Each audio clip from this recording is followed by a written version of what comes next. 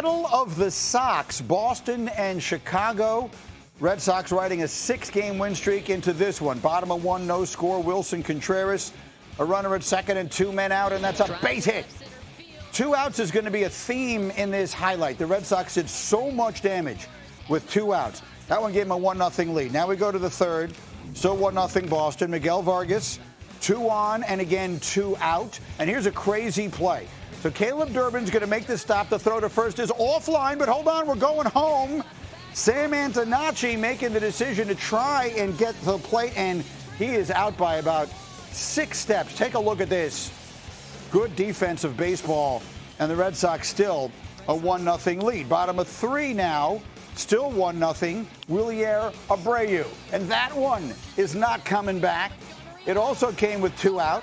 His 3rd straight game with a home run. Red Sox have 2-0. Bottom 8, it's 3-0.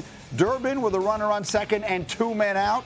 Another base hit. Another RBI with 2 outs. Red Sox win it 4-0.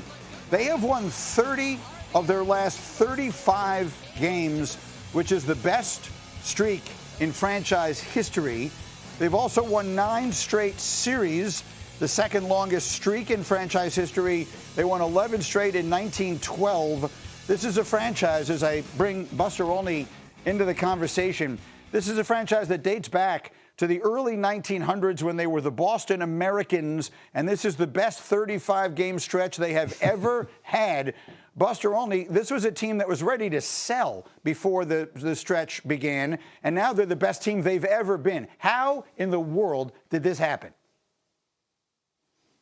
Yeah, Greeny, this is a team that I left for dead back in the middle of June, and was talking about who were they going to trade. Number one, their bullpen has been absolutely unbelievable. During this stretch since June 25th, a 2.14 ERA, a 13-1 record for their relievers. That is by far the best in baseball. 2, Wilyer Abreu, their right fielder, 9 homers his last 19 games. He's been tremendous. Alex Cora told me a couple years ago that he is very underrated as a player. We're seeing that this year. Wilson Contreras, who they acquired this year, hitting 23 home runs. He's an all-star. He's also their emotional leader, Greeny. Day in and day out, his intensity is so important. And Sonny Gray leading that starting rotation. Instead of deciding whether or not he wanted to be traded to the Braves or some other team, he's leading the Red Sox staff. Boston, at this moment, the most dangerous team in the American League. And they're 1 game behind the Yankees, as you see in the standings, for 2nd place in the division. Let's talk about the Yankees. Let's talk about Aaron Judge. He hasn't played since the end of May with a stress fracture in his right rib. He was cleared for light activity after he had it re-imaged on Tuesday. He says he remains confident he will be back on the field this season. Buster, what should everybody know about Aaron Judge? That the Yankees will continue to slow play this injury to make sure that he has a chance when he does come back. And they're confident that he's going to come back, that he has the best chance to help them in September and October. The big question, the unknown, is how his body reacts once he gets back to playing baseball day after day after day. Nobody knows that. He's the big X factor for the Yankees as we go down the stretch. If I promised you a fully healthy Yankee lineup right now, Buster, who's your pick to win the American League pennant? The Yankees. I think they have a chance to be an extraordinary team if a couple things happen. Number one, Aaron Judge. If he gets back to being close to what he's been in the past at MVP level, wow. With the additions they had at the trade deadline, Luis Garcia Jr., Cody Bellinger coming back from an injury, and most importantly, a really deep pitching staff, great rotation. At some point, Ryan Weathers will move to the bullpen. That would be the team to beat, but Judge is the key. Baseball is in the thick of a summer race, and Shohei Ohtani and Pete Crow Armstrong have an MVP race for the ages. They began the day yesterday tied with the shortest odds to win the award on DraftKings. And then in the first inning, Ohtani leading off with a home run at Wrigley Field over the Ivy, his 25th of the season, so it's 1-0 Dodgers. Now we go to the bottom of the first. Pete Crow Armstrong says, anything you can do, I can do better. That's the first pitch. The first pitch of the game from the Dodgers goes to the seats. PCA, his 25th home run. So Ohtani has 25. PCA has 25. Bottom of 4, it's 3-1 Cubs. PCA with a runner on. That one is going to leave in a hurry. That's off the right field video board. A 2-run blast, his 26th of the year, 5-1 Cubs. It's 7-4 in the 8th. Ohtani, oh, you're kidding. They both homer twice. That's a 2-run shot to left. They both have 26 home runs. Dodgers cut the deficit to 1. Top of 9. It's still a 1-run game. Mookie Betts was 4 for 4. Nobody on. That one looked good off the bat, but not even close. Ian Happ makes the catch. Cubs hang on for a wild 7-6 win. They sweep the Dodgers. Entering yesterday, Ohtani was the favorite at -140 for MVP. After yesterday's game, those odds have flipped. PCA is now the favorite at -120. Buster is back with us. Buster, you called this weeks ago. How has Pete Crow Armstrong supplanted the ever-present Ohtani as the favorite for MVP?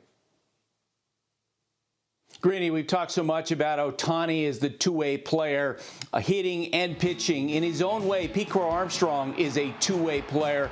We know he's arguably the best defensive player in baseball, but this year his offense has taken a huge step forward. He told me last week that early in the season, Alex Bregman said to him, look, on the first pitch of an at-bat, do me a favor.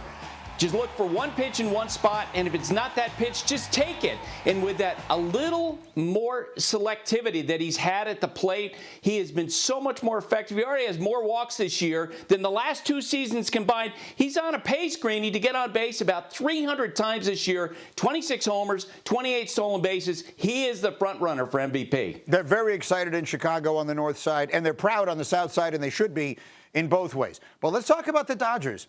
They get swept here. They've lost 6 straight. Is this a bad week or a bad sign in L.A.? Greeny, it's a bad week. And look, I covered the last team that won back-to-back championships before the Dodgers, those Yankees of 1998 to 2000. And what happened occasionally in 99, 2000, 2001 is that they would go through bad stretches. And then Joe Torre would say, hey, guys, we got to lock it down. I think that's part of what's going on with the Dodgers. I'm sure that Dave Roberts today, as they go into the next series against Arizona, the Kansas City, he'll do the same thing. Their issues are real, however. They do have some stuff on their roster that they're going to have to overcome to win the World Series again. Well, so, I mean, that's really the question here because, I mean, I'm old enough to remember like 5 days ago when the Dodgers were so good they're ruining baseball. It was like KD going to the Warriors, and now all of a sudden they're falling apart. Which is right? I mean, do they remain, in your mind, prohibitive favorites to win the National League? I think they're favorites, but they are absolutely vulnerable. First and foremost, their catching situation is problematic. Will Smith, Dalton Rushing, those guys are both hurt. Mookie Betts has not had a good year. He's batting .223.